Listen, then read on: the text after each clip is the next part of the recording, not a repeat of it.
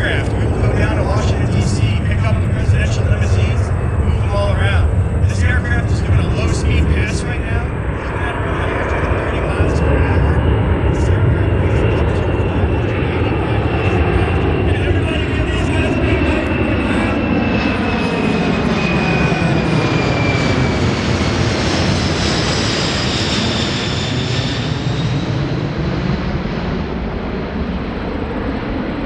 As the C-17 makes a left turn for a closed circle pattern.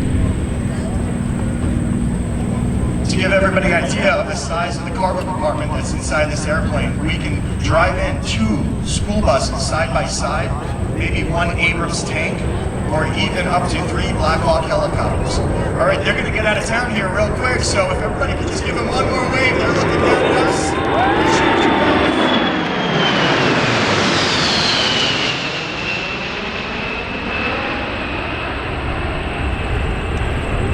If anybody has any questions, please find somebody in a flight suit, ask us. If you're looking for some recruiters, they're here today.